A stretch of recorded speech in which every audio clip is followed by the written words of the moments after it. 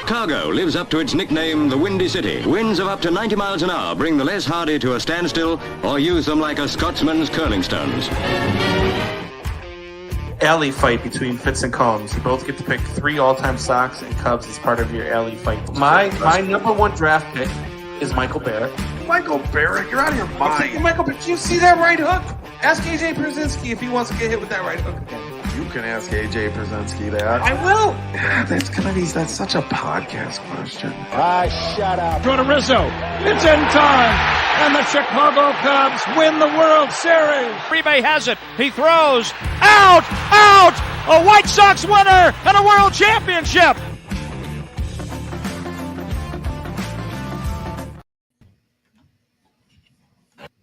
Now the 3-2 swung on, a pop foul back here. Ow!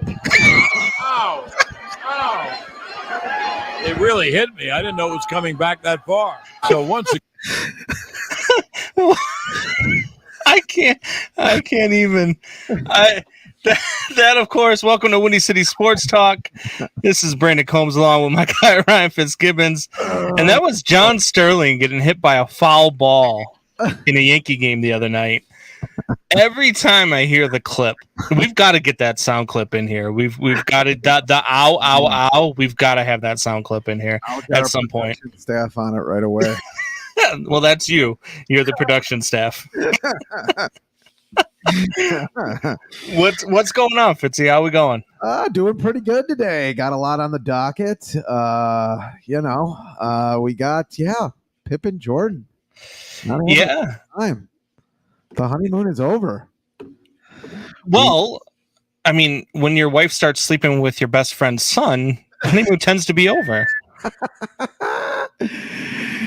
Yeah. Yikes. That's something. Whew. So we've got MJ Pippen to talk about. We're going to get into that. We've got the Bears to talk about. We've got the Cubs and White Sox, unfortunately, to talk about. We do. I mean, we're a Chicago sports talk show, so we do. But we're going to be honest with them. And before we get into that, I do got some good news. We are going to have interviews coming up over the next couple of weeks. You do not know this yet, but I just locked down an interview with Kevin Mensch coming up. Right.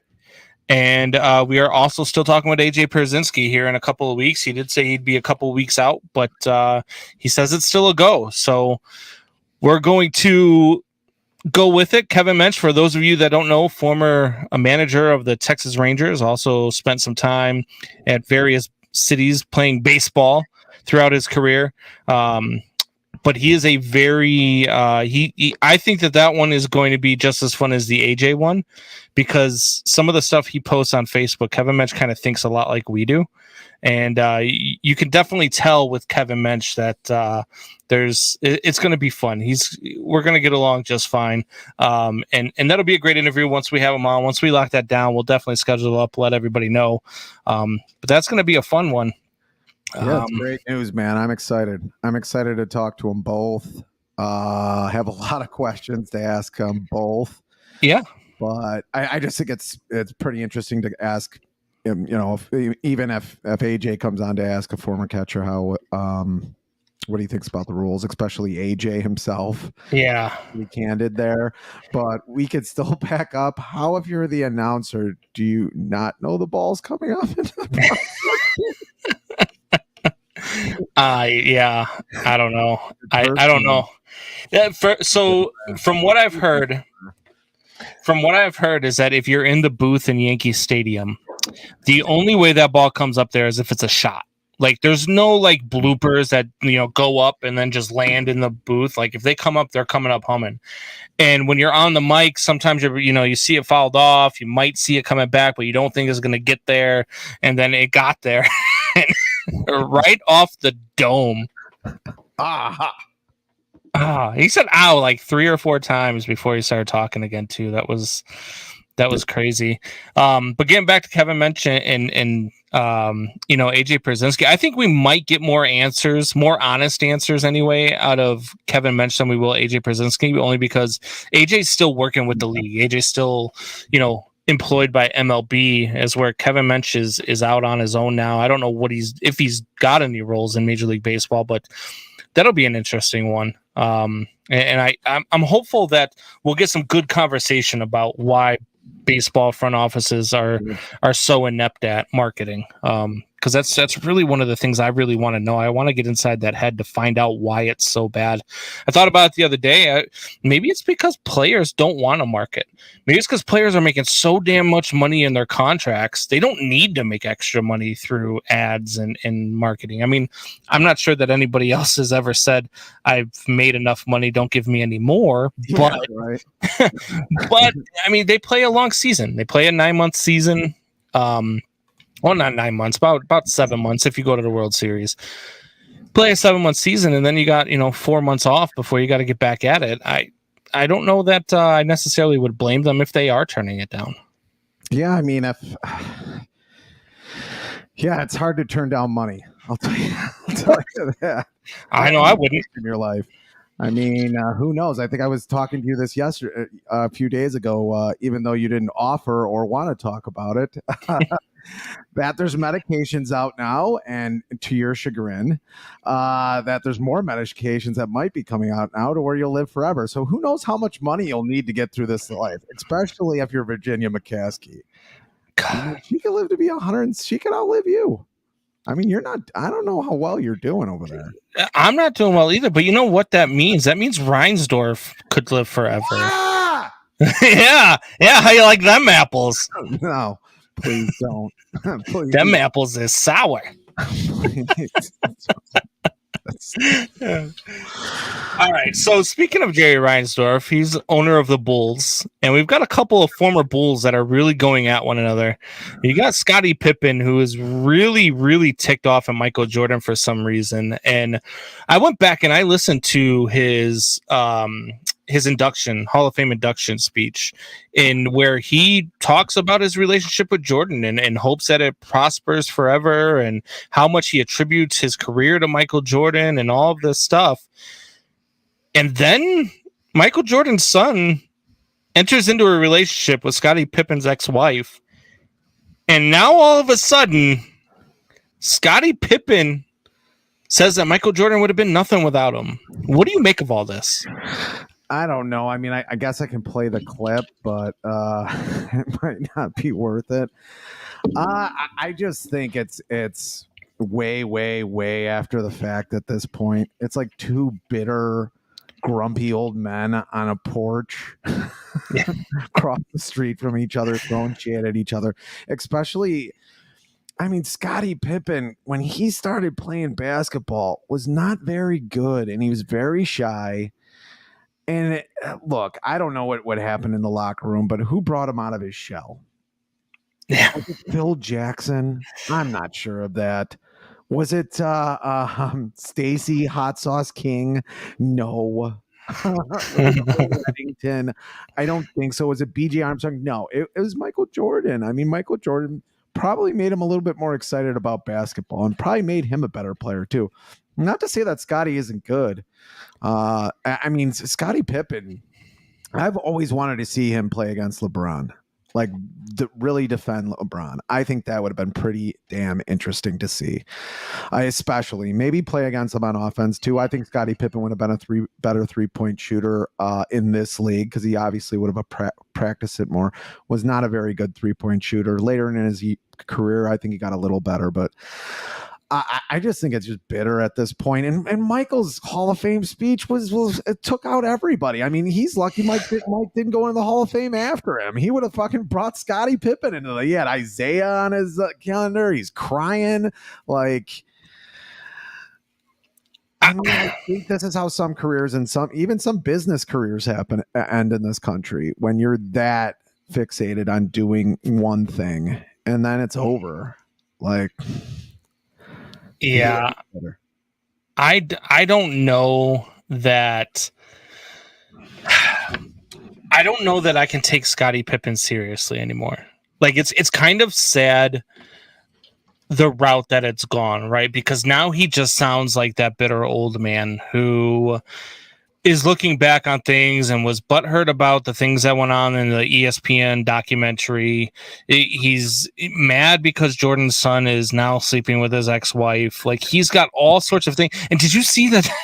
The other thing was they took a photo together a couple of weeks ago while they were out in public in front of a sign of Air Jordans.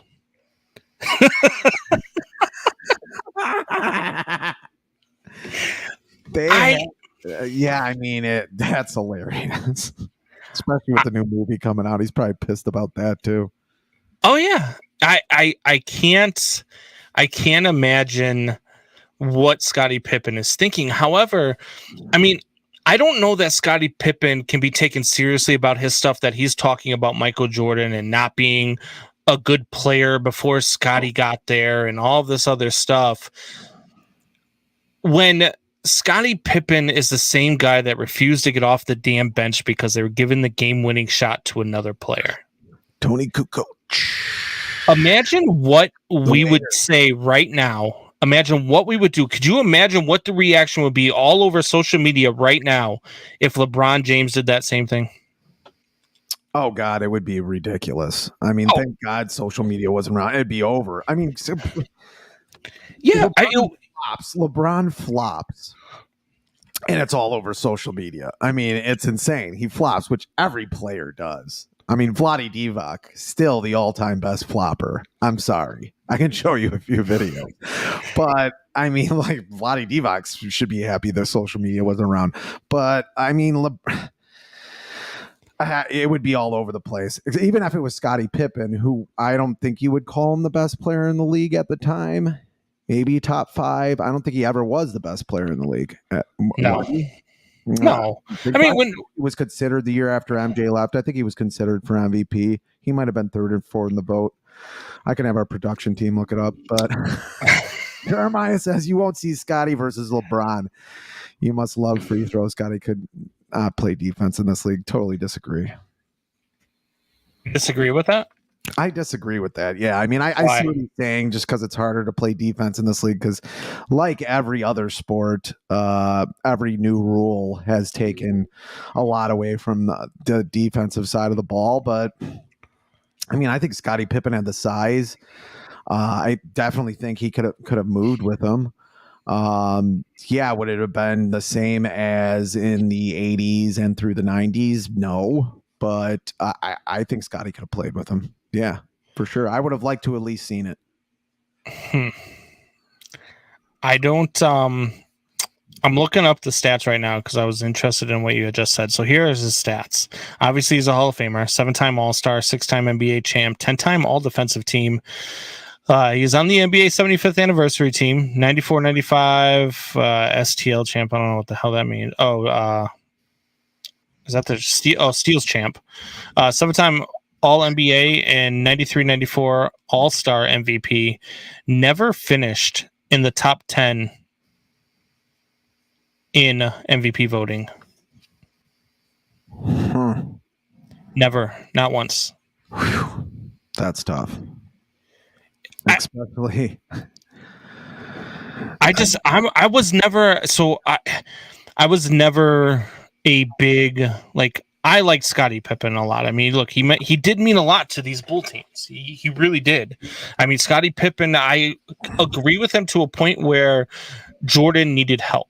And he did need help because back then, if you didn't have help, you were going to get murdered.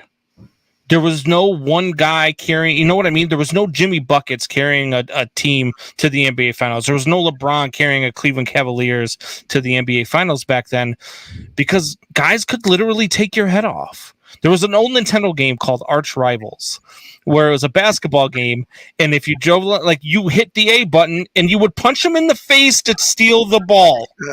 And that was basically the NBA in the 80s and 90s. Yeah, I mean, it was. I mean, I think at some point in the 90s, it got a little bit easier. It got a little bit more chippier, probably later on their second, their second three-peat. I think it got a little better, but it's just it's tough to say Scottie Pippen wouldn't be able to guard LeBron James. I mean, some guys have been able to somewhat handle him. And I think he would have been able to handle a lot of guys in this league. I mean, the guy was very quick for his size. Yeah, there's a lot more. I just think across the board, there's a lot more talent.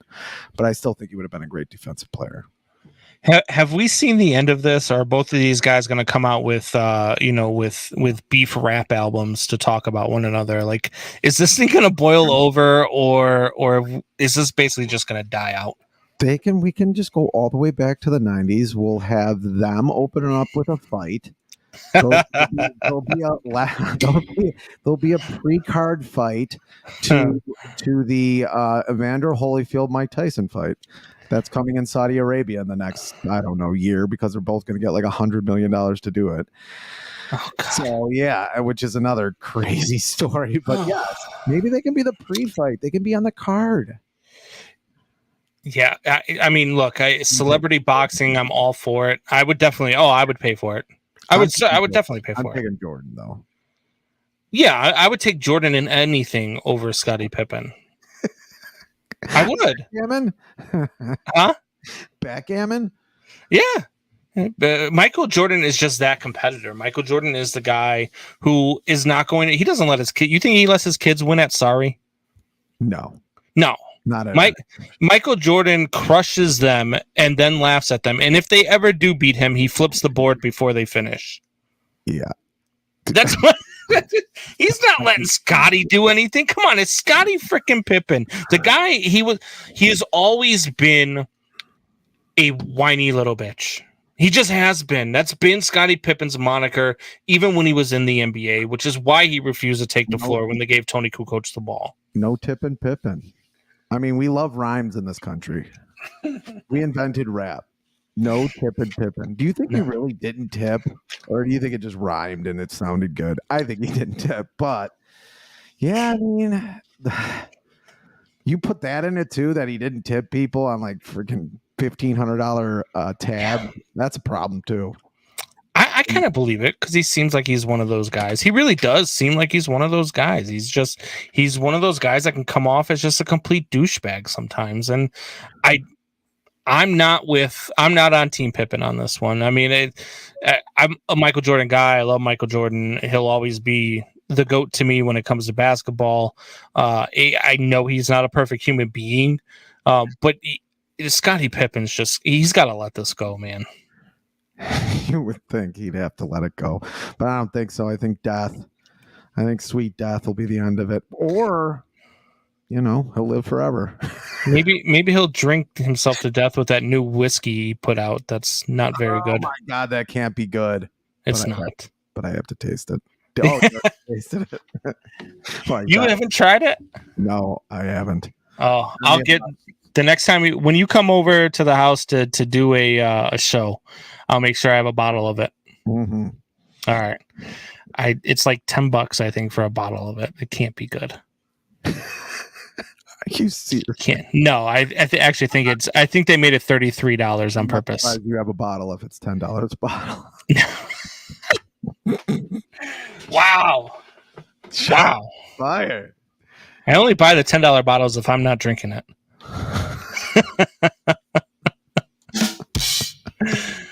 All right. So you kind of made mention it, and we didn't really put this in the rundown, but it's something I want to get to real quick.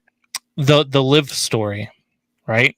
Yeah. Saudi Arabia spending all this money, blah blah blah. PGA Tour saying, they are this, they are that. We would never want our golfers going there, and we will never play in their tournaments because out of respect for the survivors of the families of 9/11.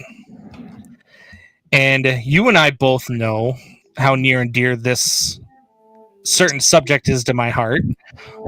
But as he plays the strumming violin,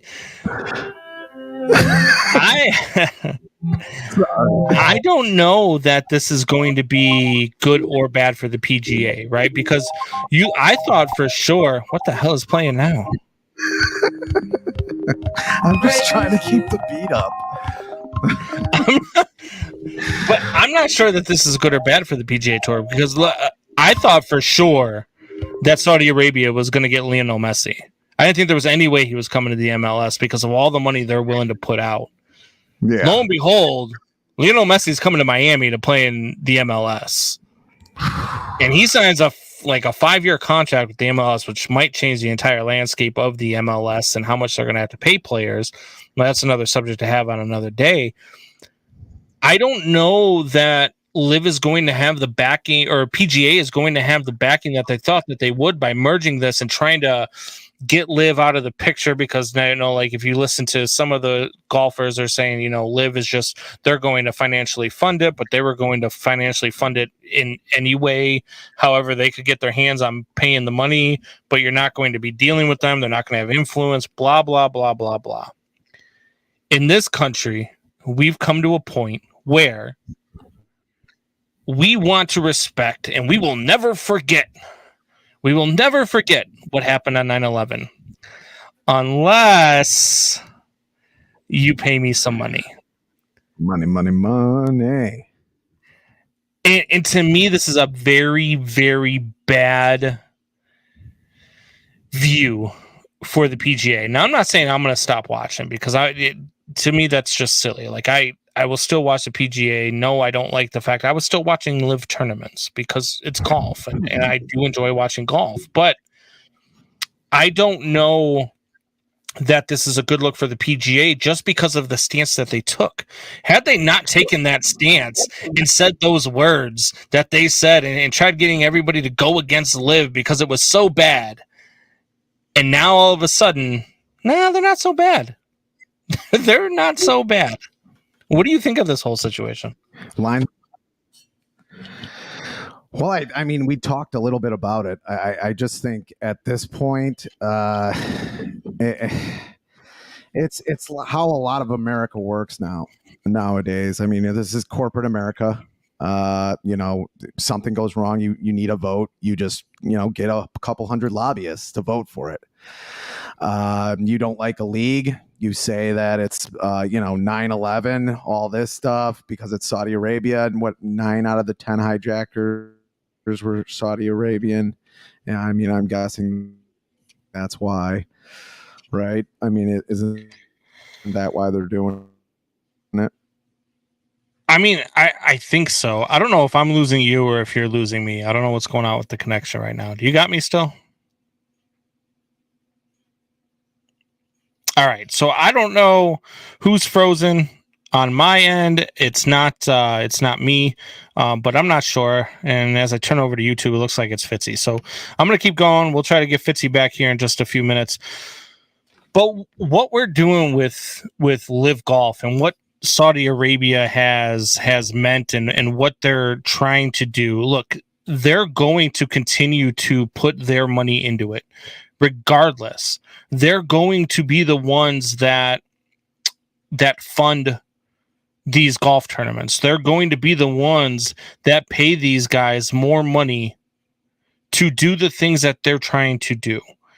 And I don't necessarily blame them. I didn't blame the guys who went to live in the at the beginning. I didn't blame them. I understood where they were going at it with. If LIV had offered me and Fitzy, $150,000 a year to do our podcast, guess what? I'm gonna have the LIV logo on my upper left chest, and I'm gonna do the podcast for LIV, because that's just the way this world works.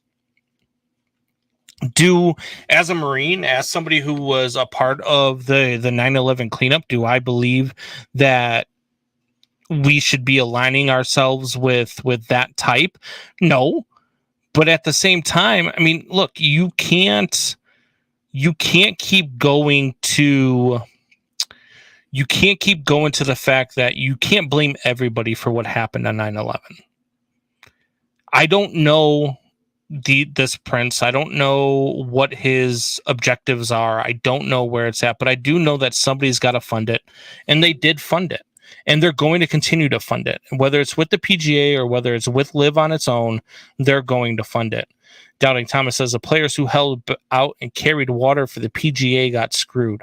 All the guys who took the LIV money are coming back to the PGA with that money. They didn't get screwed though, Doubting Thomas, because they had the opportunity to go. They just chose not to. Their morals told them to stick with the PGA and not go take the money. So you look at guys like Rory McIlroy, who didn't go and take the money and who still is very vocal about being against LIV. I don't think he's upset that he didn't get the money. But you're right. These guys are coming back who took the money. They're coming back with the money. They're still going to be able to play on the PGA Tour. They're still going to be able to play in the Cup, in the Ryder Cup, where you're talking about, Team USA versus Team Europe and all this other stuff. That's what they're going to do. And LIV wasn't necessarily a total failure either. You look at some of the things that they've brought on, like the guys that you see who are, messing with people as they walk up to the tee, right? Those are the same guys that are going to press conferences and asking these guys different questions when they're up there. And it's fun. I love watching it on TikTok. I love seeing the questions. I love seeing what they're doing. But it's something that I think people, when they look at it from afar, I'm not going to watch, or I'm not going to do this, they're thinking to themselves, they're not aligning themselves with the Saudi Arabian prince. They're not allowing themselves to go out there. But those same people will go to WWE events, who go to Saudi Arabia every single year, who have already aligned themselves with Saudi Arabia, who has always, this money that comes through, whether it's oil, whether it's anything political, all this stuff, they do business out that way. And you have to. If you're putting gas in your car, guess where the gas is coming from? Guess where the oil to make the gas is coming from? It's just how the world works. So we got to get over the whole LIV thing. It's not what it is. So Jeremiah says he's frozen. Okay, so it was him and not me, and I'm not just sitting here talking for the health of it, but this was the time we were going to get into Fitz gibberish. Hopefully Fitzy is working on getting that Walmart Wi-Fi back up and isn't going to be gone for a very long time. I bet his son pulled the plug. I bet his son was like, you know what? I want Dad to come tuck me in. I'm going to pull the plug on the router. That's exactly what happened. But let's get into some Cubs and White Sox talk while we wait for Fitzy to come back. The Cubs go to LA to play the Angels. They blow 2 leads in 2 separate games, and they get swept by the Angels. And you think, wow, this team's going to go into San Francisco and they're going to get killed. Yet San Francisco loses 2 out of 3 to the Cubs. And this Cubs team is just one of those that I can't figure out. I don't know if getting Cody Bellinger back will make this team much better. I don't know that the injury to Cody Bellinger didn't hurt this team more than we thought that it did. It's going to remain to be seen. I think Cody Bellinger coming back and being inserted in this lineup is a good thing. I think we can get Chris Morrell to play third every day. I think you can put Cody Bellinger back in center field and you've got your outfield back together. And I think that you can do all of this stuff and still be a decent team. And I do believe that they are on that path. I know Cody Bellinger is coming back shortly. It looks like we got Fitzy back. Maybe. Uh-oh. Stop pressing a button. There you go. Andy's back. I'm back. What? Did Walmart turn off their Wi-Fi? You couldn't steal from them anymore? Let's see. AI got me. AI got Chatbot or Chat GPT. Oh my word. Going to take over the country, and Wi-Fi doesn't even work correctly. You could see AI trying to take over the country, and then the Wi-Fi is going to go out. And what's going to happen then? What happened was we started talking about LIV. Yeah. Oh yeah. Oh, all of a sudden Fitzy wasn't doing so good. Could have been the Saudis. It could have been the Saudis messing with your Wi-Fi router. Okay, yeah. Could be. Sorry to leave you. But where were we? Where were we? What were you in the middle of? I was talking about the Cubs and getting Cody Bellinger back because we had to skip Fitz gibberish because your Wi-Fi got ISIS'd. And so yeah, I started talking about the Cubs and Cody Bellinger, and I don't know with whether or not Cody Bellinger coming back helps them, and I don't know whether or not them losing him hurt them more than what we thought. Like, it's one of those things where once he comes back, I don't know which team Fitz took the Saudi money. I mean, hey, he definitely was playing better. It's his contract year. It is only a 1-year contract, but I mean, he was definitely one of the, better players on the team once he got hurt. Yeah. The White Sox, pretty much. And once he got hurt, he just decided, I don't know, maybe I'll just get hurt. Kind of like Liam Hendricks got hurt, another hurt Sox player. Like we needed another one. But I mean, yeah. Liam Hendricks is hurt again? Yes, Liam Hendricks has inflammation. I didn't even know that. He wasn't hurt the first time. Well, no, but I can't with this team, man. They get hurt. We'll get to them in a minute because I got a couple of things I want to talk about with the White Sox too. But the Cubs with Bellinger coming back puts them in a position where they can get bats like I was going to say David Bodie, poor guy. Yeah,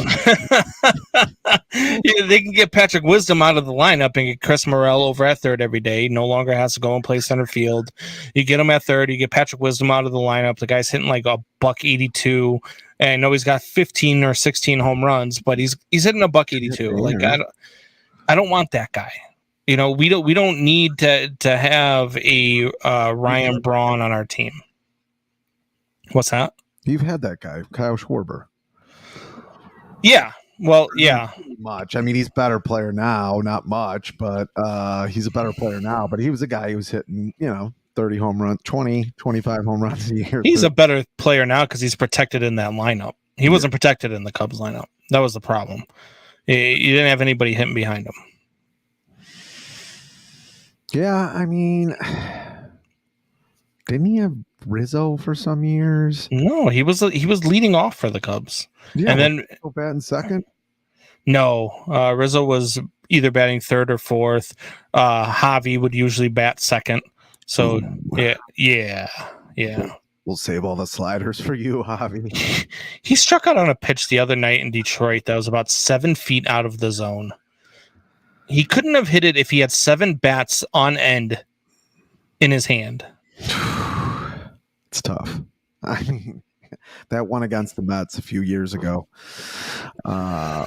where it it wasn't even at the plate. Where it bounced? Yeah, and it wasn't even at the plate yet. My favorite picture of that one is when they put Sister Jean on the mound in a still shot of that with him swinging the ball and Sister Jean throwing the pitch. You know who Sister Jean is? Yeah, wait. Yeah. Pretty sure Sister Jean Loyola. Yep. Yep. Yeah, so they put her on the mound in her wheelchair, throwing out a first pitch, and the ball goes about 3 feet, and there's Javi swinging at it. Yeah.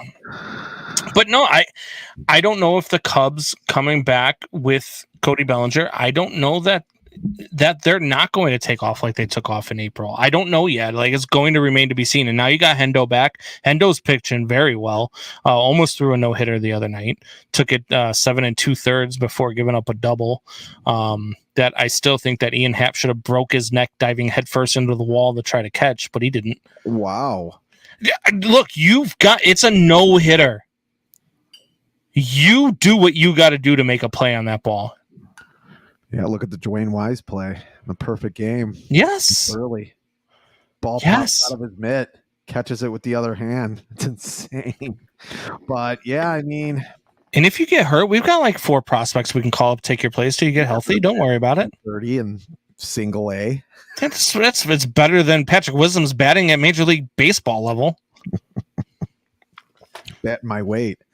You knew we'd get that. You knew you'd get that out of Patrick Wisdom, though. I mean, did you think there was going to be something better? I wish Patrick Wisdom would hit my weight. He'd be batting like 50 points better. You just have a bunch of 7 and 8 and 9 maybe you have a leadoff hitter. You don't really have a middle order hitter. I mean, maybe Bellinger was that for what, 1.25 seasons of his career. Yeah. You really don't have that guy. And Dansby Swanson wasn't picked up. I hope they didn't pick him up to be that guy. Maybe he could be towards the end of the middle of your order, but he's not a 3, 4, 5 guy. I wouldn't think that's what they got him for. No, but you've got a guy in Patrick Wisdom right now who's batting 8th in your lineup because he can't hit. Unless he's hitting the ball over the wall, he can't hit. But you've got a guy like Chris Morel who's been a spark plug ever since he came up. And by the way, might be closing in on the amount of home runs that Patrick Wisdom has too, and is still hitting about 260, 270. Not bad. So I as much as I didn't think that Chris Morel's hot streak in AAA would translate into major league level, he has proven that he can still hit, and he is a spark plug. He is fun to watch. Is he going to be the Javier Baez type where he's fun to watch until he gets, to the point where he just can't stop swinging at balls out of the zone? I don't know yet. But for right now, I'd rather see that every day, Chris Morel trying to become a major league player than to watch Patrick Wisdom do what he's doing. You already know what you got there. Right. Yeah, fully agreed about this team, especially where they are right now. Yeah, their division sucks. Cubs division sucks pretty much. Not as bad as the White Sox, but it's not far off. So you're still going to be in it most of the year unless something really, really drastic happens. I think with that starting staff, you're going to stay in it, but you want to see the young guys, see how they do. And yeah, if you go 72 and 90, who gives a fuck? I mean, really. I mean, you'll get a better draft pick that maybe plays when you're in contention in a couple years. I thought they might have been a year away. Maybe they're 2 years away, and there's really nothing wrong with that. There'd only be something wrong with that if you were the 7th year in the rebuild. Team right now that the White Sox are in. Who had some problems this weekend. But we can get to that in a minute. But I just don't see the downside this year for the Cubs. I really don't. We didn't expect a lot from them. I thought they'd be a shade better than you did. You know the team better than me, but I really think there's really no downside. I mean, you don't want to be 82 and 80, lose the division by 4 games, and then get the 12th pick in the draft. You'd rather be 72 and 90. Get the 5th pick of the draft and get a fucking stud up here. Yeah. Get Mark Pryor. Mark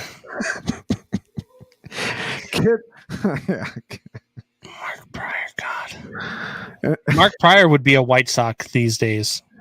Hurt. Pretty much.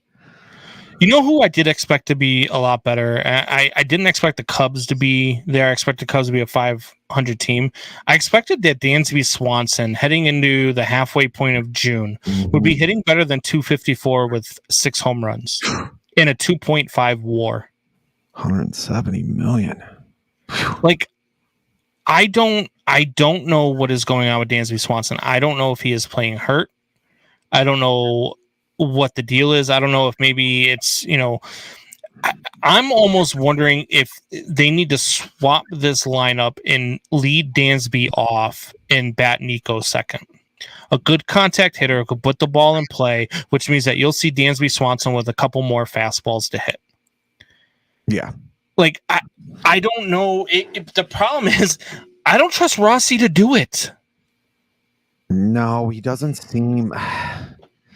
He seems to be pretty fundamental, meaning he's not really going to stray from what's in that old white man coach stuff thing that old coaches, old managers do. I mean, he makes a lot of the same decisions. He's got the guys he wants to line up in the bullpen and doesn't go away from it that much. I mean, we had problems with his bullpen decisions just 3-4 weeks ago. It hasn't really changed much from there. He's I don't know. I mean, I almost want to agree with you. I'm not a throw out the manager type fan, but what are you going to do with this I mean, what are you going to do with this team? Is he going to take you to the next level in a couple of years? Maybe if they keep him for another year, see what happens, then it's justified to get rid of him. I mean, that's possible. Keep him to the end of the year and then evaluate. I'm thinking that's what they're thinking because there's really no one's going to be winning a lot of a championship with this roster. They just don't have the lineup. They don't have the bullpen. They have a good starting lineup and they have good pieces. Yeah, I agree. And Jeremiah says Ross hasn't been great, but what have they really given him to work with? And I've heard this excuse over and over and over again, and I get it. Okay, I understand when people say, well, they didn't do much to give him a bullpen to work with. Well, you know what? They also didn't force him to continuously bring in the guys who were blowing the games night in and night out into the same situations that they were in. You could have put it somewhere else. You didn't have to bring Michael Fulmer in 3 times in a row in LA to blow games. Like, you didn't have to do that, right? Like, you could have said, hey, no, he's taking a night off. He needs some rest. Whatever the case is, you could have found a way to say, hey, this is not happening. Ross hasn't done that. Ross say, I'm over here in my basement talking with you saying, hey, you know, Swanson may need some protection to be able to hit a little bit more, maybe see some more fastballs. Why hasn't David Ross seen this? Why hasn't David Ross pulled the trigger to put him at leadoff and put Nico Horner at second to see if maybe, just maybe, he's going to get a few more fastballs to hit? Just maybe when a pitcher's coming out of the gate, he's not going to come out of the gate throwing sliders and changeups at Dansby Swanson. He's going to come out of the gate trying to get the ball over, trying to throw strikes, trying to establish himself like all pitchers do at the beginning of a game. David Ross doesn't make the decisions that need to be made with the talent that he's given. You can still make decisions. Now, say Michael Fulmer blows that game versus the Dodgers. Then he blows that game the next time that he comes in.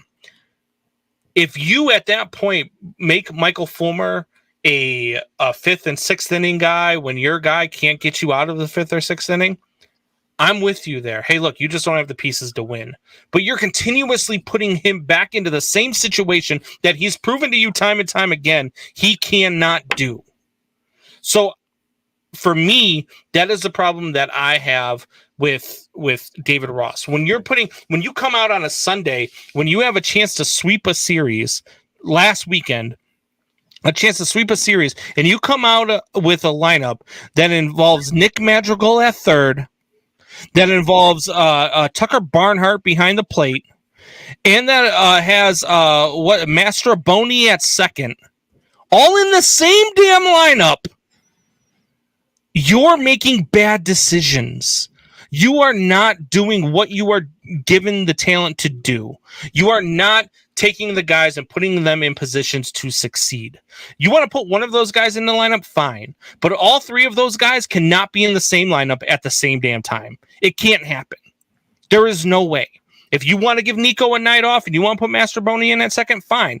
Then you need to have Chris Morel at third base and not Nick Madrigal. You need to have Yan Gomes behind the plate, who's been one of your best hitters all season long, most productive hitters all season long, behind the plate to make up for Mastroboni taking in for Nico Horner. If you want to put Nick Madrigal at third, that's fine. But then Nico Horner needs to be at second. Yan Gomes needs to be behind the plate.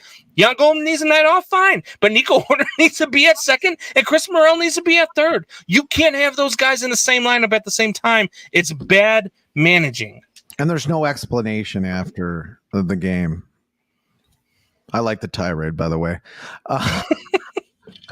You needed to get it out, I think. It was festering in there ever since I left the broadcast for a few minutes. It has. Refreshing my drink. I mean, because my computer went out.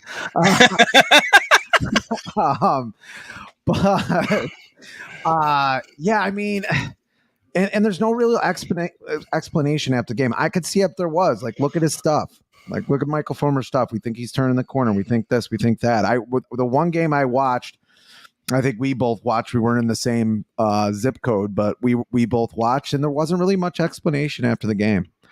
We'll go out and get him again tomorrow. The old baseball thing. And it's the old baseball thing to have a Sunday lineup, which enrages me the same way it enrages you.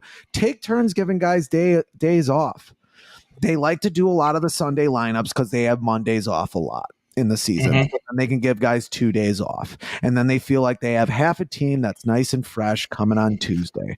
But it doesn't fucking work when you lose the Sunday game, especially if they win the first 2 games of a series. They want to bring in the Sunday lineup. We used to call it the Ozzy lineup on the South Side because Ozzy used to do it. And he learned from Bobby Cox. Same fucking thing. It's old man coaching. Ozzy had a little bit of that in it. Now Ozzy would mix things in, and Ozzy would throw your ass on the bench. I saw him bring in the steroid riddled Bobby Koch to pitch an inning once. Bobby Koch threw one pitch. It was a double off the wall. He took him out in one pitch. I don't know if I've ever seen that before. I was at the game. Yeah. If you remember the acne riddled Bobby Koch. Yeah. Had one good season. The Sox got him. And then the Sox traded him for I forgot who they traded him for a decent bat. And he was just terrible. Jeremiah, you keep coming up with these questions, and I'm going to continue to tear you apart like I did on the last one with Rossi. Who are they supposed to go to? Who's he supposed to go to? I don't know. Maybe Mark Leiter, the guy who's got 10 holds for you and only has a 3.16 ERA and not a 5.93 like Michael Fulmer. Not a guy who's blown 4 saves like Michael Fulmer. How about Adbert Alzolay, who has a 2.10 ERA, who has 7 holds for you and 3 saves? You know what both of those guys have in common? They both have more saves than the guy you were bringing in to close the game, Michael Fulmer, because he's had more opportunities and he's failed at every single one of them. So yes, he has had other guys to go to, but he has not chosen to do so. He continues to put Michael Fulmer in situations where he is not capable of pitching.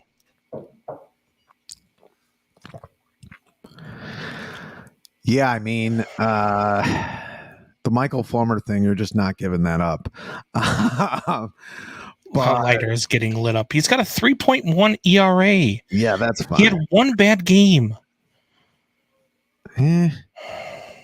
That's got to be a couple bad games. But anyway, at this point in the season. But yeah, I mean, he's been okay. I mean, I thought Fulmer was going to be a lot better. I think the Cubs thought he would be a lot better. I think they were counting on him in the lineup. I never thought he'd be a high leverage guy. The Detroit Tigers didn't think he was a good pitcher.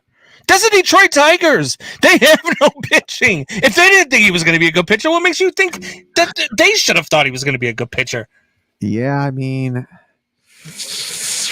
and I trust the coach. The manager over there in Detroit too. It's a tough situation on both sides of town, and there's not.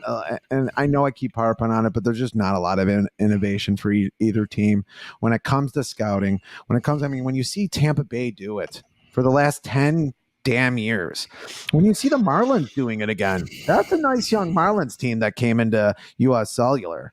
Well, the difference between the Marlins and the Rays, Raid Field, but whatever the fuck. The Marlins will sell all their players at the end of a World Series. Yeah, they will. Right at the end. Yeah, they did it in 97? They did it in 2003. Yeah. Levon Hernandez. Yeah, who was a good pitcher for that 97 team. And then what happened in 2000? Let's not talk about that. But anyway, and they've kind of languished a little bit. The Marlins have. But, I mean, look at the New York Yankees. Look at the Dodgers, who are always top 5, top 10 best a farm league in the league. Every damn year they are. And they spent $300 million on their team. And guess what? Their team is back into contention again. When I thought that was a sack of losers earlier in the year, they're back into contention. And who's the sack of losers? Yeah. The White Sox. The White Sox, to me, I can't pinpoint anything that they might win this division because this division is so bad. They could be just good enough to win a division at under 500. They could be just good enough to do it. Let's get to Fitzgibberish then. Do we need to put a bolo out on Tim Anderson and Andrew Benintendi? These guys have 400 combined at bats and 0 home runs. And yes, we just said it. He just asked the question. It's now time for another episode, my friends, of Fitzgibberish. It's a diatribe, a conspiracy, and an island in the middle of unapologetic and sometimes inaccurate sports talk. Yes, baseball is hard. It's so hard. Even watching it is hard. It's harder than a 17-year-old Fitz watching Charlie's Theron bedroom scene in 2 Days in the Valley. And if you haven't seen it, look it up, Jeremiah and friends. She was 19 years old, and that's all I'm saying. But I digress. That's legal in this country. Baseball is so hard. Baseball is so hard. I usually give a player the benefit of the doubt. Infielders, catchers, and pitchers are going to have some tough errors. You just hope they mitigate it enough to not start any patterns. So that brings us to the long overview talk about our boy Tim Anderson. On Saturday, with the bases loaded and nobody out for the Marlins, Timmy decided to boot another ball, an easy grounder right to him. The play would have definitely got to the runner out at home and might have turned two. This is not the first time it's happened to good old Timmy. This is the third time it's happened to Timmy in the ninth inning of a game in this season. We aren't that far into the season. There is another troubling pattern emerging for Timmy. Combs just mentioned it. He hasn't hit a home run in over a calendar year. This is very troubling for a guy who hit 18 homers the year he won the batting title and hovers around 20 per season, hitting 10 in 49 games in that shortened season in 2020. Last year was forgivable since he played hurt and then was hurt for most of the second half. The guy was the best hitter in baseball for a combined 3 years, so you give him half a year. He had 6 home runs. What happened a year ago, Combs?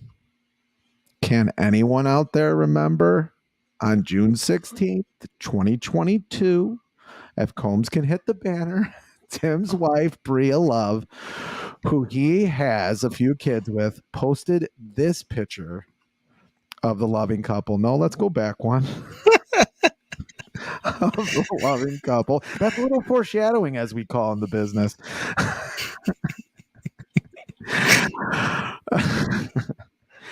It didn't take long for their happiness to be shattered like the opposite field home run Timmy hit in the Field of Dreams game the previous year. Still an awesome moment. For just a few hours later, after Mrs. Timmy shared the romantic post, a social media influencer named Deja Lene, who I probably got her name wrong, posted a video that seemingly suggested Anderson is the father of her unborn child. In a video that has now been taken down from Instagram, Lene shows Anderson laughing and smiling with her. A caption, "Baby Daddy." And Zion Williamson thought he had problems. Here's a pic of Lene dancing like she won the lottery. I'm sure you already shared it. Which, after a visit to Maury Povit's couch, she pretty much did. A second woman has come forward claiming the same thing. Have we ever heard of a sports star whose career upended the same exact way? Yes.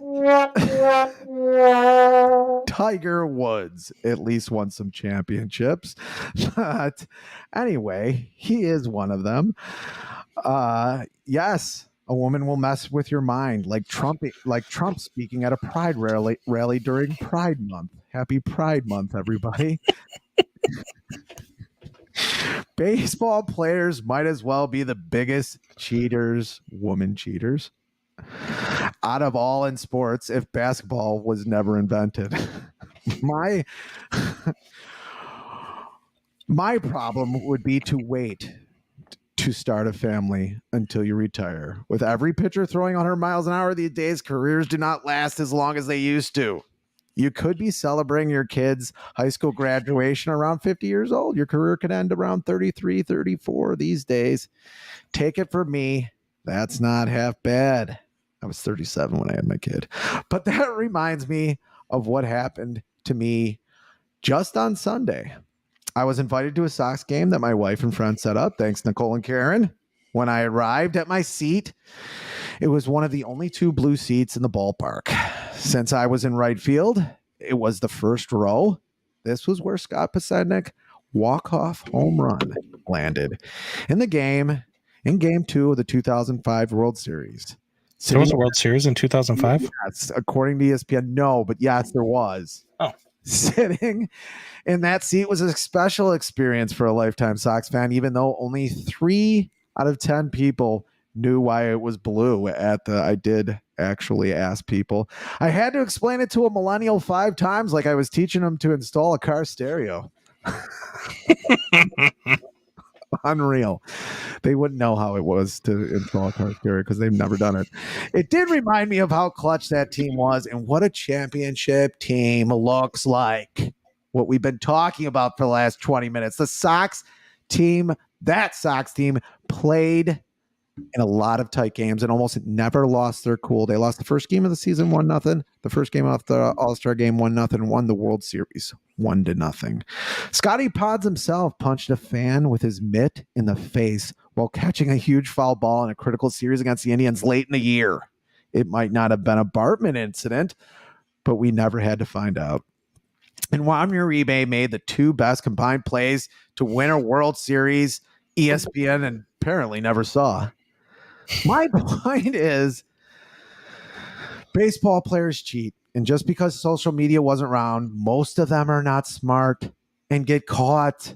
For Christ's sake, Paul Konerko was called the Polish Prince.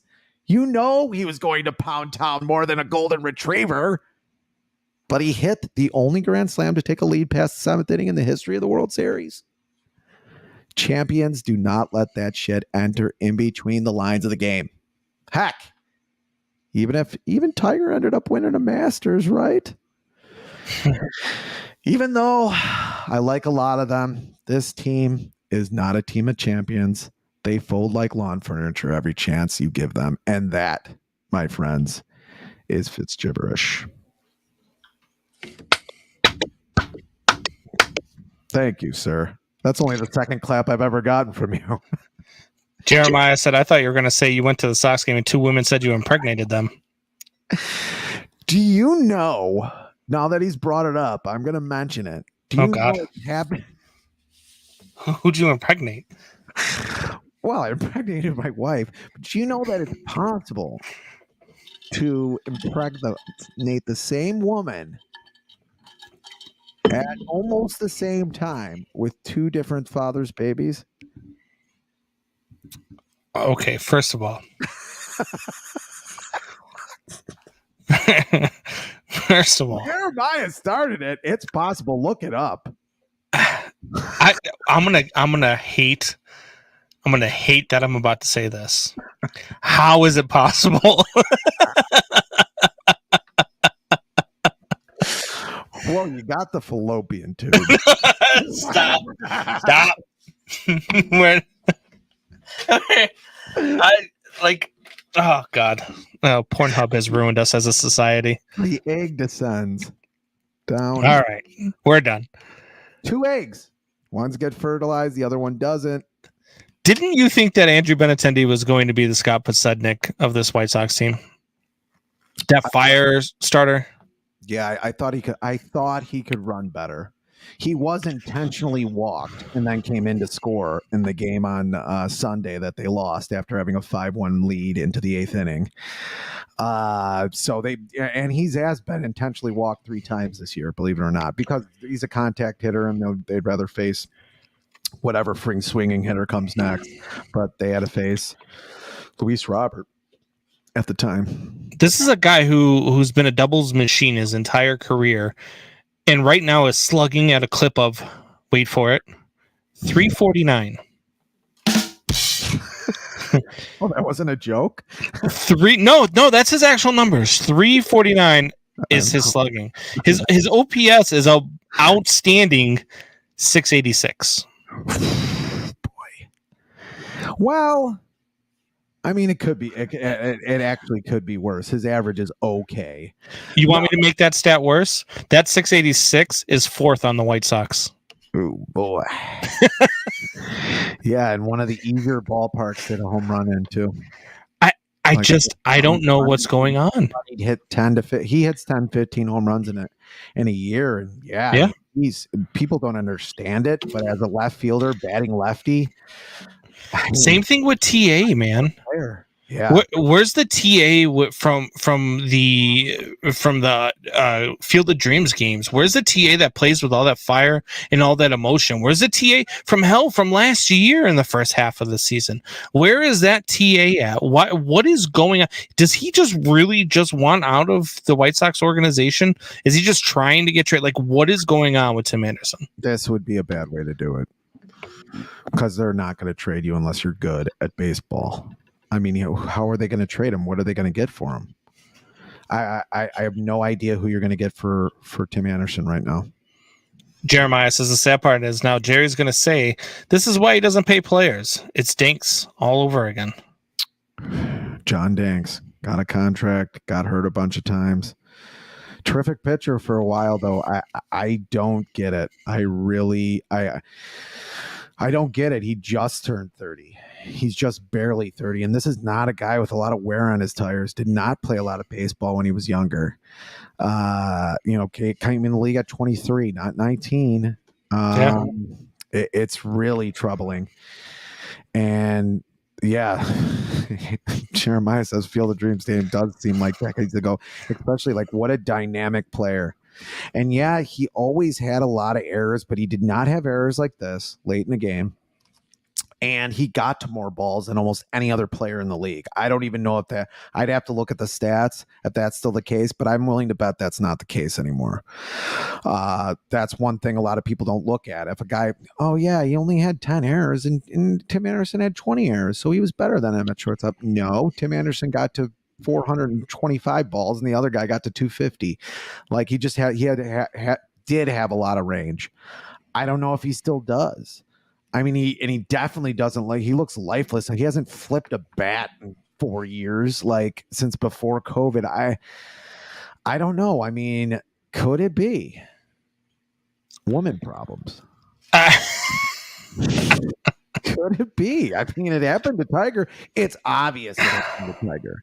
I mean, people are saying, "Oh, it won't affect his game." It did affect his game. Well, yeah, because then he was used to getting it from all sorts of different women, and then he had to just get it from one woman. And now all of a sudden, he just wasn't as fleet of foot. Maybe that's why we're not good athletes. Probably. We're too devoted to our spouses that we'll just never be good athletes. I just think, I don't know. I just think I think that's got to have something to do with it. I know there was a time because he had a pretty good rookie season. And then the next season, his best friend died. Yeah. I think his name was Brandon Combs. No. His best friend died. And he had a tough season. He had a tough second season. He really did. If you look at the stats, and then he started growing, boom, boom. 2019 happened, won the hitting title. Probably his best season. I don't know. I think even 2021 you can put it in as his best season. Batted 300 in that season too. Maybe this is just something where he can't. Some people just can't do that. Can't separate their home life from their baseball life. I mean, this happened last June though, right? I mean, he still hit 301 last year. Yeah, but he was hurt. Like when I think he didn't play in August or September, so he basically played 1 month. His ERA is negative 0.3. Or I'm sorry, not ERA. His WAR, negative 0.3 for a guy who has who's almost an 18 WAR player. His on base percentage is 300. His slugging is 311. His OPS is 611. Yikes. Yeah. That's tough. Yes. And when you want your OPS plus, you want it to always be above 100 in order for it to be good. His is 70. Tiger only won one major after his women troubles. Yeah, I mean, that's true. But he at least won one. He was at least good again. Golf being a different sport. You think he went and got a hooker that weekend? Why does he see? This is another thing I don't understand. I guess Charlie Sheen says you pay him to leave.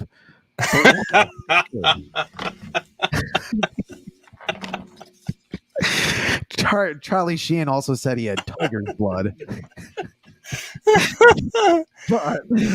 but I mean, why a hooker? I mean, what's doing that, huh? I want to wine them and dine them a little bit. I mean, I guess that stops you from having to wine and dine them. I guess it's you're paying for because you're expecting them to stay quiet about it. You expect some sort of anonymity. Like this isn't, doctor-client privilege. Like this is a hooker who is trying to get money by sleeping with guys. Yeah. So what do you think she's going to do when a rich man becomes part of her clientele? You're paying money to put your dick in your mouth. Do you think she's not going to take money from the Inquirer? Right. Come on. Right. I just think a little bit more discretion from a woman. I don't know. Figure it out. For Christ's sake, you got hundreds of millions of dollars. If I was Tiger Woods, I'd freaking slay. If you were, if Tiger Woods walked into a bar, just any bar, and said, "I'm Tiger Woods. Who wants to go home and sleep with me tonight?" He's going to have 900 offers. And Fitz, you're going to have to put your hand down because he's not going to pick you. You gotta choose. Yeah, I'm taking a shot. It's like the end. It's like the end of Indiana Jones and the Last Crusade too. But Jeremiah says he liked cocktail waitresses, not hookers. Right. Isn't that the lady that was on his voicemail? Oh my God! And his wife. I mean, you know what? We don't give it enough to the ladies on this, but good for her. She took a golf club to the windshield. Yeah, fucking with a man's car. Not only that, but you're fucking with his livelihood. You broke his golf club on the windshield. What a bitch. That's what you're more worried about. That's all the golf clubs Tiger Woods had. He's probably got golf clubs at freaking half the damn clubs in the country. It's hard to feel sorry for her because she gets like $1 million a month in child support now. Oh boy, yeah. I want to have Tiger Woods' baby. Man, giving up that money. We're talking about rich people. They don't even pay taxes. Jeremiah says he'd like to go to Denny's and put extra bacon in his Grand Slam. Doubting Thomas says, I thought this was a family program. When did we ever give you that impression? This isn't your first time watching the show, Doubting Thomas. You know they all Doubting Thomas. The hell? Better not have. What is he? Is he with young kids or something? I don't know. Doubting Thomas a teacher? No. Do you want to get into some Bears talk before we get out of here? Sure, why not? I'm sure Doubting Thomas will have something to say about it. Well, he thought it was a family program. I'm about to kill Virginia McCaskey again, so you might want to cover his ears. So, the Bears are in OTAs, and they still do not have a defensive end. However, Yannick Ngakoue is still out there. One guy who is not out there now is Frank Clark, who just signed with the Denver Broncos. Gone.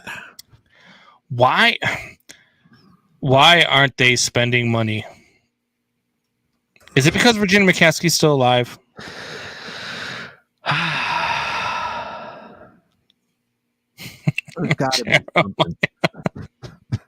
This is what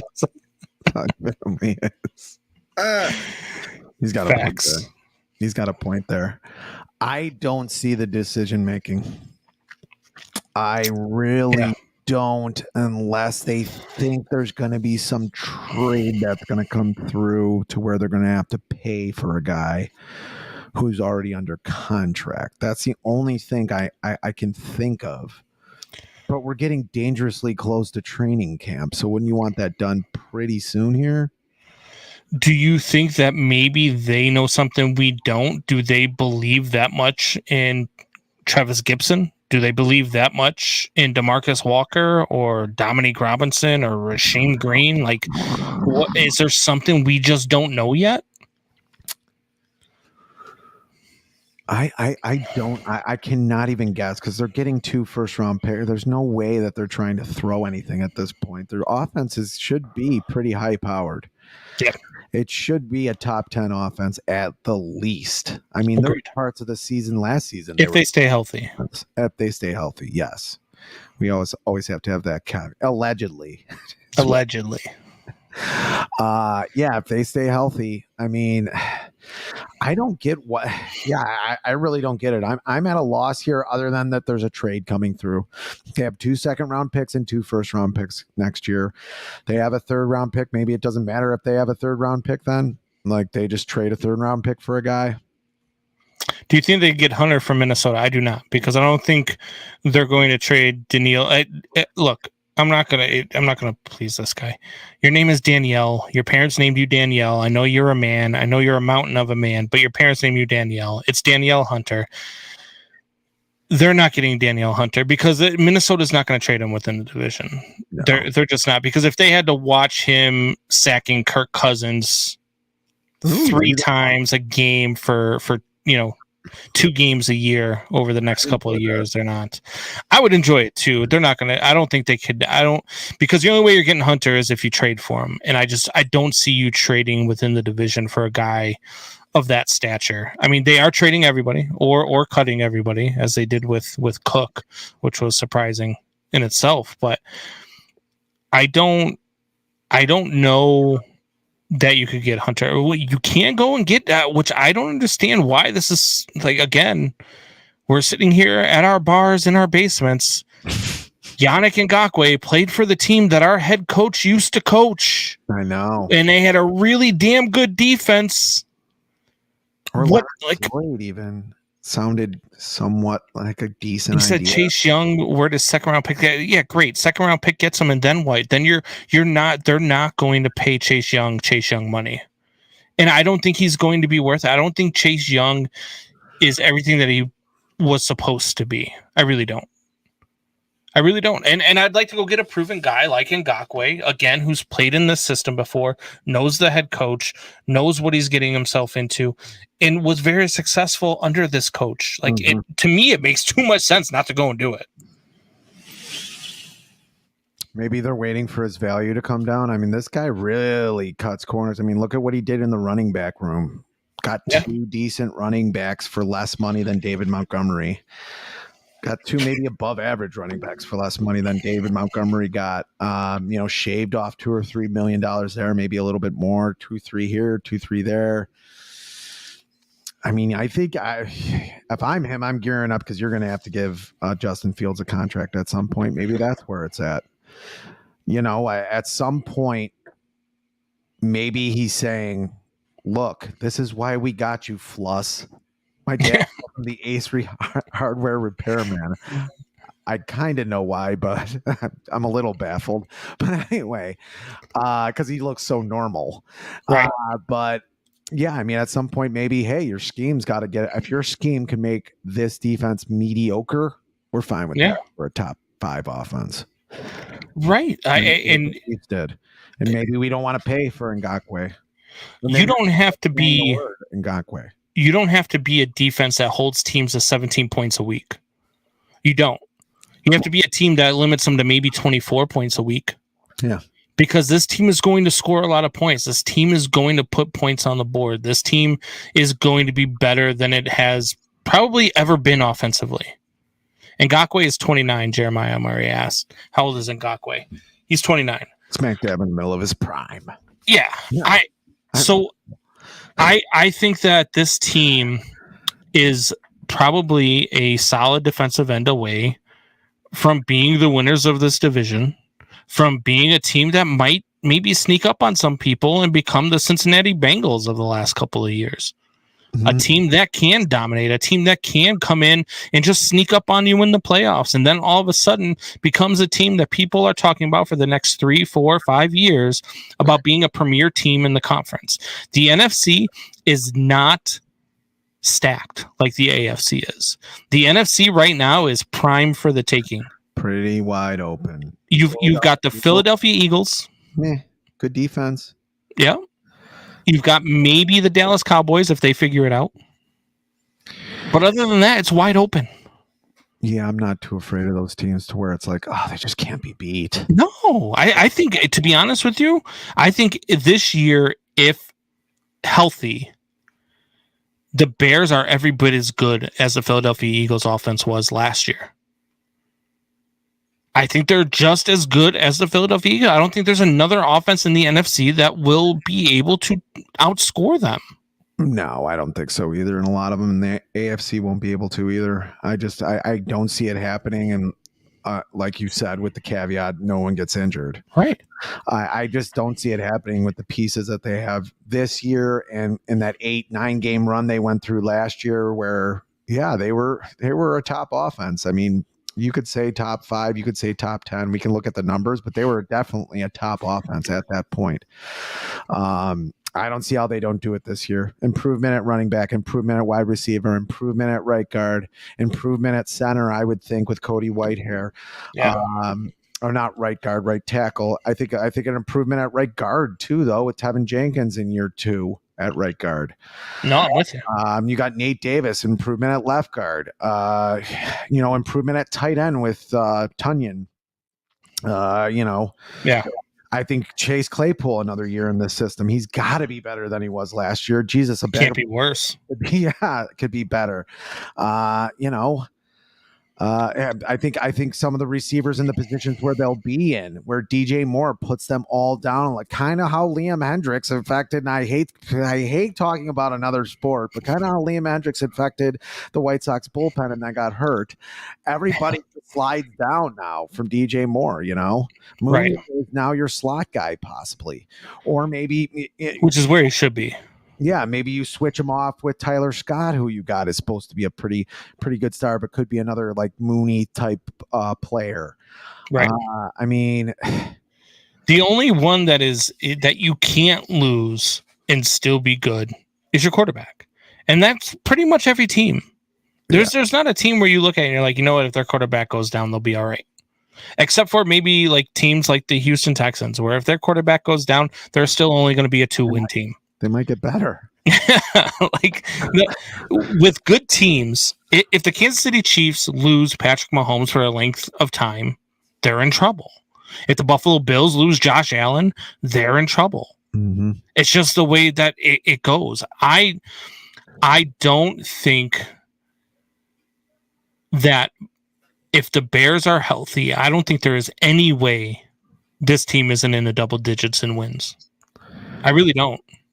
I have to agree with that. Just looking at the schedule, they have one of the weakest schedules. And it's a weird league. Like some of these teams can be better than they were. But they have one of the weakest schedules out of any team going into the season. Eagles had an already made all O-line and legit offensive talent. It's a little further off than the Bears. The Eagles definitely had a better O-line than the Bears last year. The Bears have legit offensive talent. Mm-hmm. The Bears have a quarterback who right now is more highly thought of than Jalen Hurts was heading into this past season. Jalen Hurts was questioned about this was his make or break season this past season, whether or not he could be the guy. If the Eagles didn't start out as hot as they did, there was questions about whether or not they were going to tank to try to get a quarterback in this draft, because that's what Jalen Hurts was. Nobody was sold on Jalen Hurts. I said the same. I wasn't sold on Jalen Hurts either. He proved everybody wrong. He even got apologized to by a reporter after the Super Bowl. A reporter told him, I didn't think that they would get here without you. And Jalen Hurts' response, a lot of people thought that. Yeah, and still had TDs in the 20s. What did he have? 22 TDs, if I remember. Yes. This past season only had 5 picks. That's just off memory. I could be a pick or two off. But protecting the ball and being smart. And I think that we have a quarterback that can be just the same. And to be honest with you, I think we got the better version of that quarterback. Well, with his feet, absolutely. Yes. And we went over the numbers, and one of the Fitz gibberish, they all kind of gibber together. But Josh Allen, yeah. And once they got a top receiver, both Josh Allen and Jalen Hurts, you saw what their numbers did. And they also got offensive linemen as well in that deal.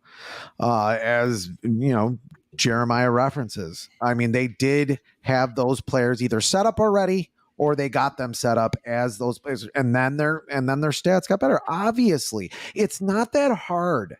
I mean, it really isn't that hard. It only took the Bears Virginia McCaskey's entire life to figure it out. That it's not that hard. You get good receivers. I mean, Curtis Conway, okay receiver, not one of the best in the league. You know, we can go Jimmy Graham, great, good piece, not best in the league. Brian Robinson, not best in the league. The only time they had one of the best receivers in the league was Brandon Marshall, and look what he did with the team. Although he was what?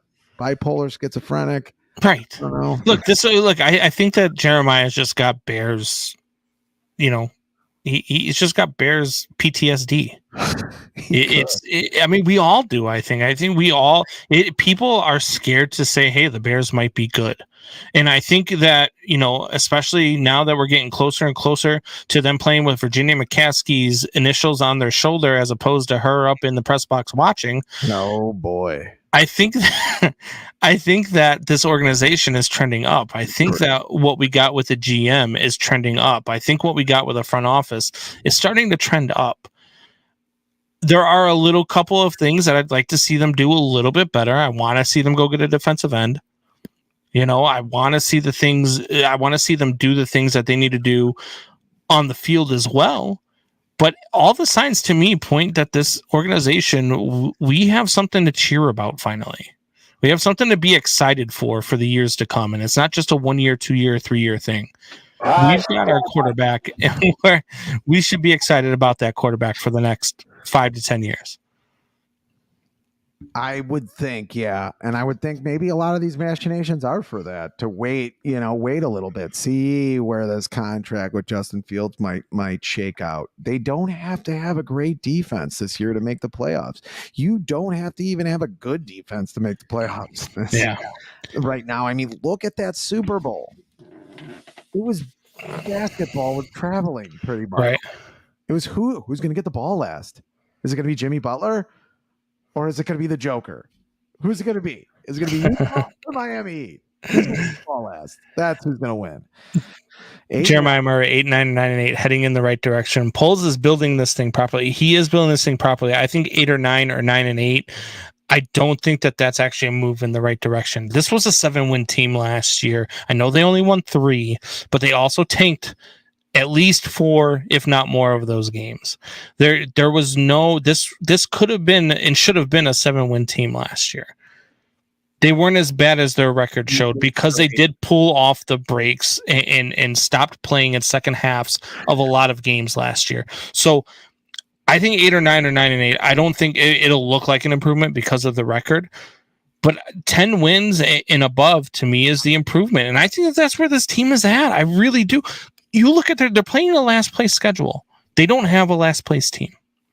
They don't.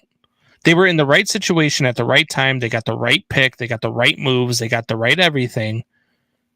They are going to be a team that can win this division. A division where, let's just face it, Minnesota's nowhere near what they were last year with all the pieces that they've traded now. They're nowhere near where they were last year, and I already thought they were taking a step back before they decided to release Dalvin Cook, before they decided to start shopping around Hunter. I thought they were a step back before that. And the Detroit Lions had half the receiving corps suspended after everybody started picking them to win the division because they're afraid to win. This is the Bears division to take. I see no other way than to be able to put it that way. Now they're now in the limelight of national media. You got people talking about them, about Justin Fields being an MVP candidate and being this and being that. I don't know that necessarily helps Justin Fields with the limelight, with all the attention being put towards him. And now all of a sudden he's got pressure on him as opposed to, let's see what this kid can do.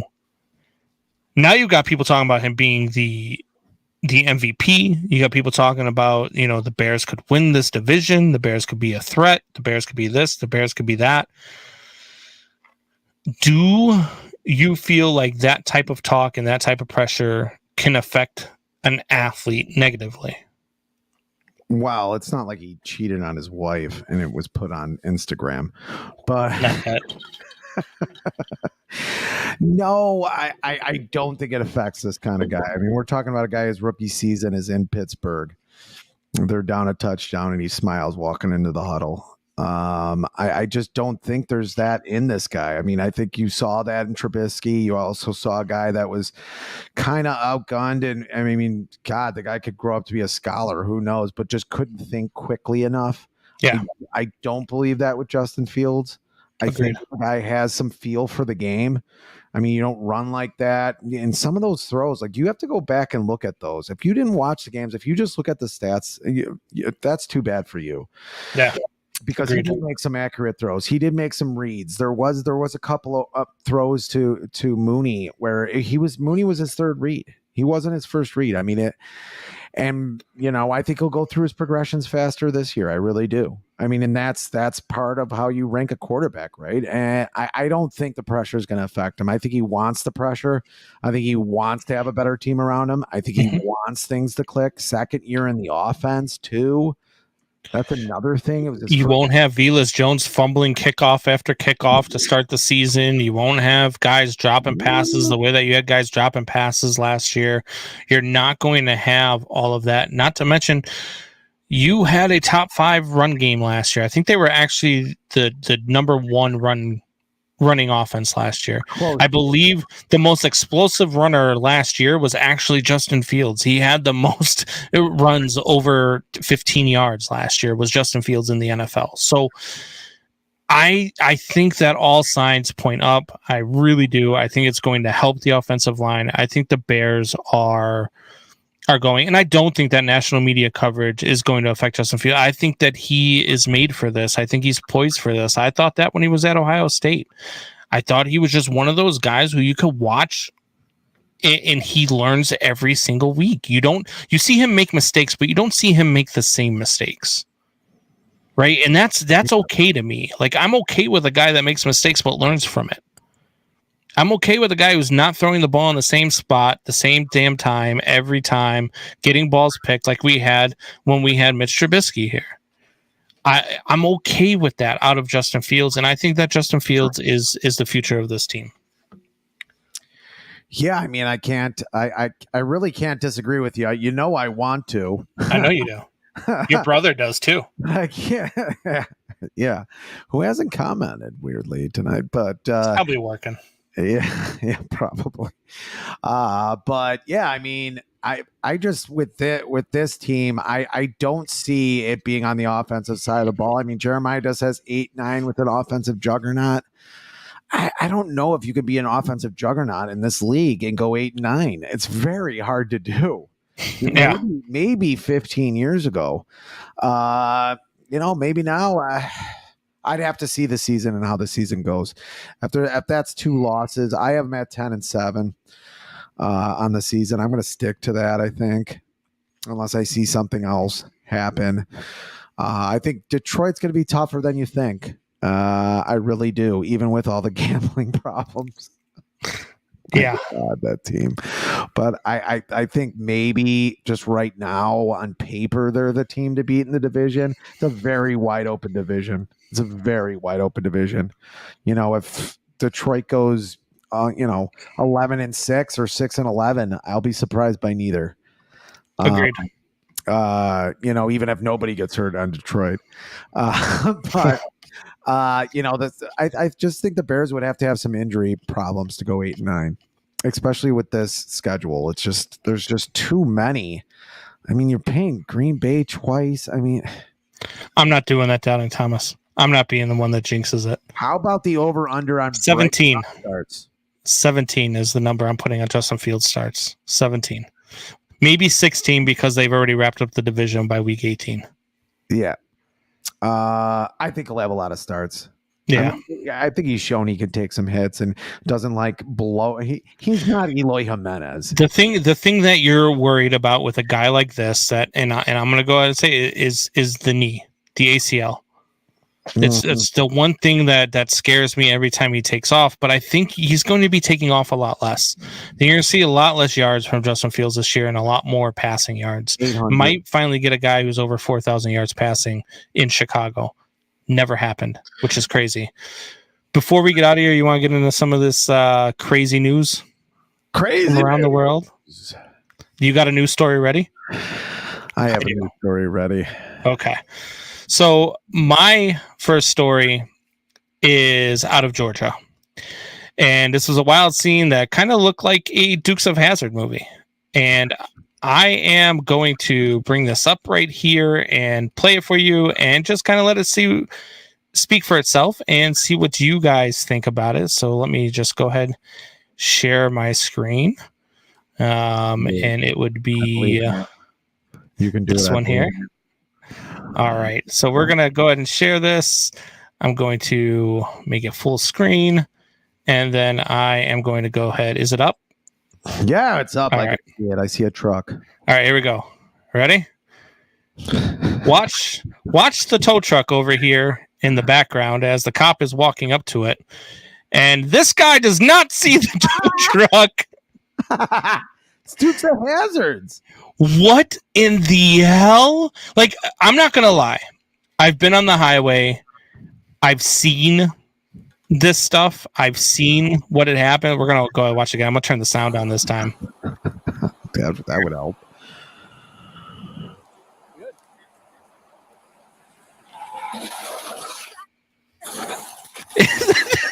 The cop goes, "God damn!" Oh my god. I, for the life of me, cannot understand. Like, and again, I've thought about it a couple times on the highway. I'm like, man, I wonder what it's like if you just drive up it like a ramp. Like, I mean, could you imagine somebody doing that? And then to actually see it happening.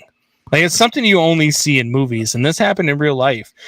And I don't know if the driver saw it and said, you know what, fuck it, gun it. I don't know what the thoughts was. Like, hey, hold my beer. This is going to be pretty cool. Watch this. Like, I don't know what the thought process was, but that's some shit right there. Oh my god, that is kind of, that's still sports. I still call that sports. Well, I mean, and did you ever watch Dukes of Hazzard reruns? Like, that is definitely Dukes of the Hazards. Oh yeah, for sure. That's Luke and Bo all the way. I got one for you. Have you ever like tried to take a photo with the fam at like an amusement park and maybe another family gets in your way while you're trying to? Yes. Well, It's annoying. yes, it's annoying. And normally you just say, could you just move out of the way? Yeah, he's stupid. We're taking a picture. Well, in Florida, they decide to do something different sometimes. Oh, boy. In Florida, they do this. Oh, my God. Did you see that lady? He said, get out the way of my picture. This lady holding and running with the baby. Get in there and help your husband out. He's getting destroyed. I want a picture in front of the heart. Put the kid down and go help your husband. Oh, my God. So much for the happiest place on earth. Oh, look, stop it. Look at the guy, Peacemaker over here. Yeah, that's going to work. Oh, God. How slow is this cop? Oh, my God. Yeah. They beat the hell out of him. Some people just aren't happy unless they're fighting. Well, you're a White Sox fan. You understand that one. Hey, we only beat up first baseman. Our first base coaches. Yeah, you don't even beat up the first baseman. You go for the less athletic, older first base coach. You and your son, drunk as hell. You want to talk about that story again? I do have an inside track to it. But oh, God. To me. The guy told his son right before they went on the field. Yeah. If you went on the field with me, you don't love me. Oh, my God. That's the Father of the Year award. Oh, boy. That's what we call a side story. That's what we call a diatribe. That's what we call violent. All right. You ready for my last story? Yeah, all right. Give it to me. So, do you have a degree? A degree? Yeah. Do you have a degree? A bachelor's degree? Yeah, I do. Okay. I have a bachelor's degree as well. But there are a lot of people in this world that don't. They don't have degrees. They go on, but they still go on to live happy lives. Florida? No, we're not going back to Florida. I know what you're thinking. But no, we're not going back to Florida.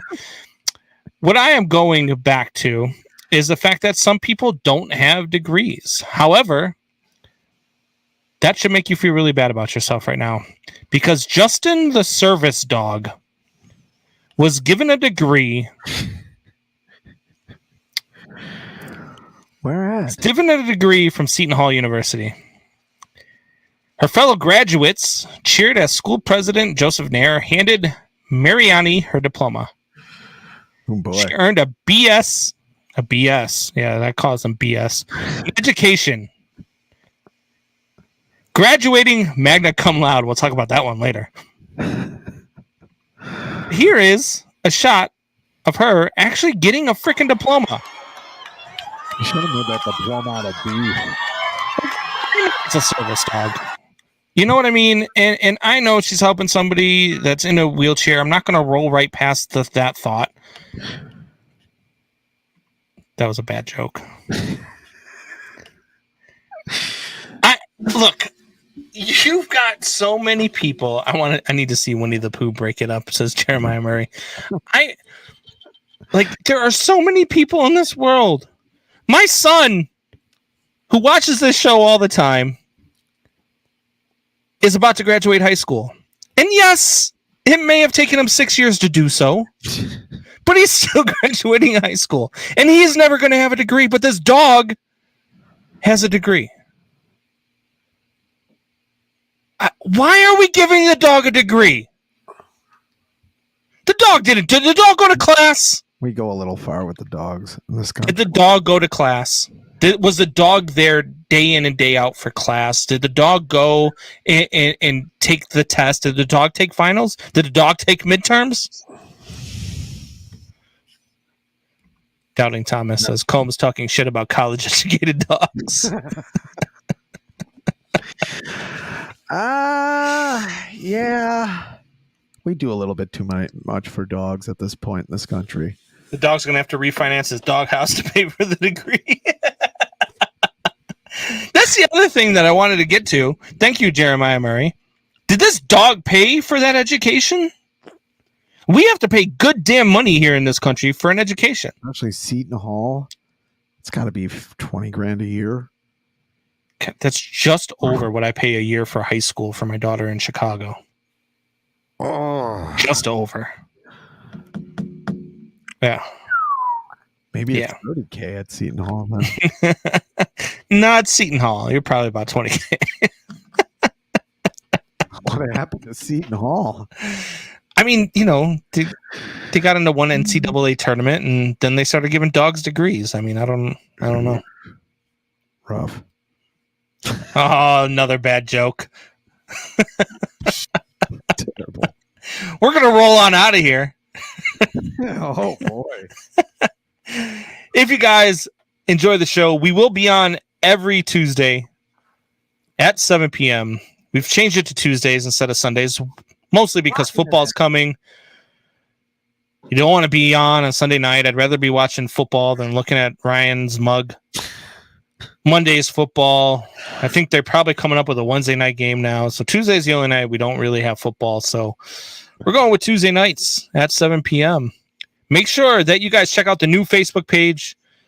It's on both of our pages. If you have not checked out the new Facebook page, it's also on our current Facebook page, which we changed just because we couldn't get the name to change on Facebook, which Facebook's really pissing me off lately, by the way. But make sure you share. Make sure you invite friends. Invite friends. That's a big thing. We're going to run a promo soon for people who invite their friends. So stay tuned. Keep track of that. We'll be back next week. Same bat time. Same bat channel. New bat day. Same bat channel. Tell your friends. Tell your neighbors. Tell your enemies. We're out of here.